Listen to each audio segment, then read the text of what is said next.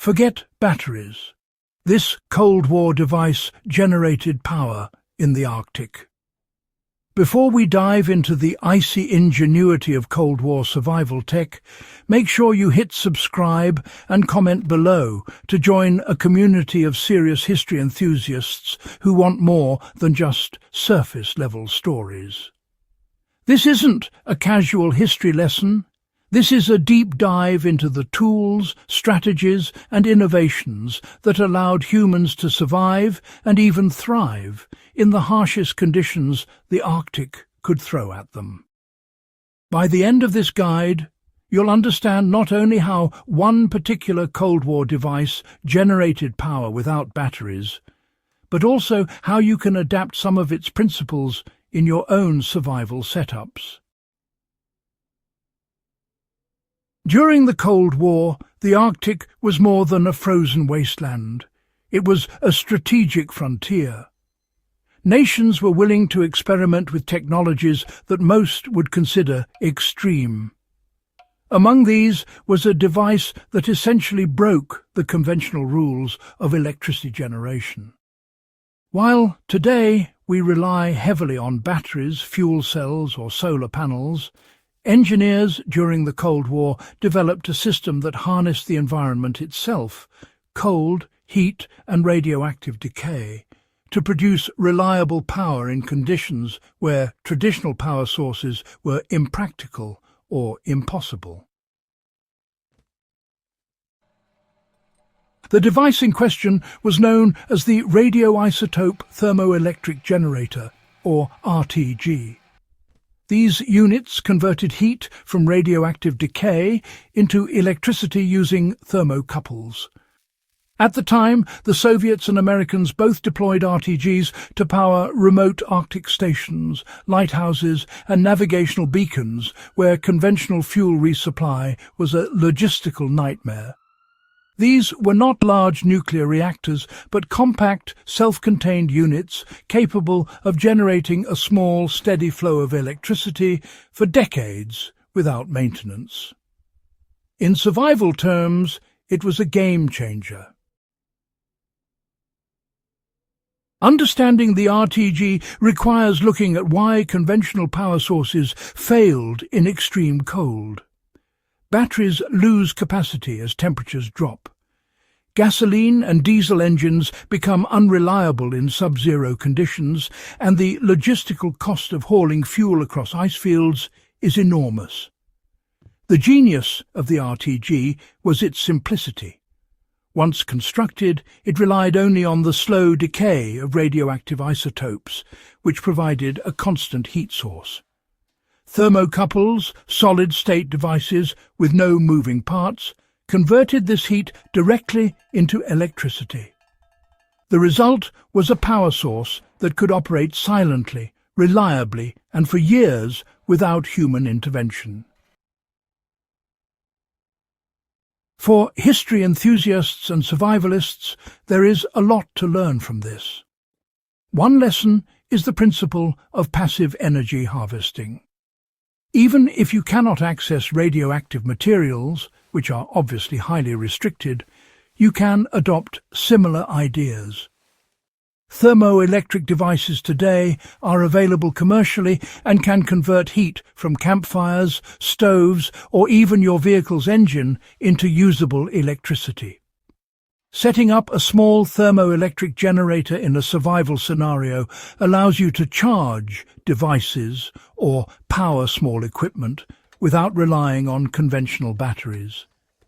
The key is understanding that a steady, low-grade heat source combined with thermocouples can produce electricity consistently. Another lesson comes from placement and environmental integration. Cold War engineers didn't just deploy RTGs randomly. They analysed wind patterns, sun exposure, snow accumulation and terrain to ensure the devices would operate optimally. In a survival context, this teaches us the importance of situational awareness in energy harvesting. For example, a solar panel on a winter day will produce almost nothing if shaded by snowdrifts, but positioning it to capture reflected light from ice or snow can dramatically increase output. Similarly, thermoelectric devices placed near a heat source with insulation can maximize efficiency without wasting energy. The Arctic deployment of RTGs also demonstrates the importance of redundancy and reliability in survival tech.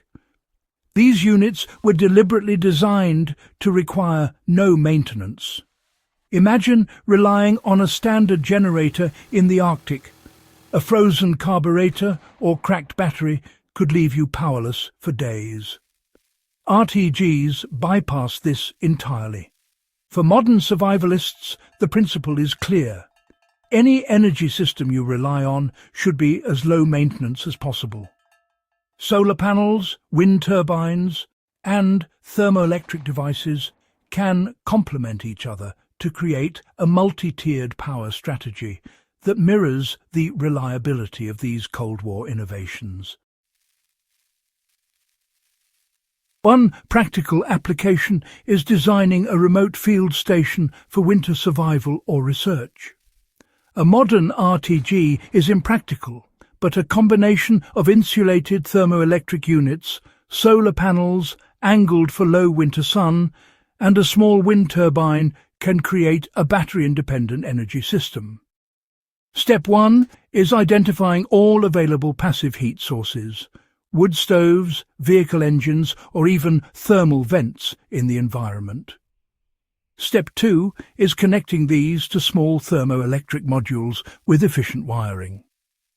Step 3 is layering energy storage. Instead of relying solely on chemical batteries, integrate capacitors or supercapacitors, which perform better in the cold. This is literally taking a Cold War concept and translating it into modern survival utility. There is also a historical perspective that enriches this knowledge. RTGs were not just power sources, they were symbols of Cold War strategy.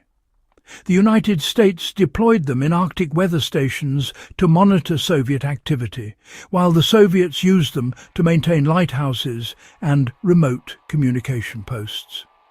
Each unit represented a fusion of science, engineering, and survival pragmatism. Studying them allows us to understand the mindset of survival in extreme conditions, anticipate failure, exploit passive energy, and create systems that operate independently of fragile supply chains. By exploring the RTG and its Arctic applications, serious history buffs and survivalists gain a dual perspective.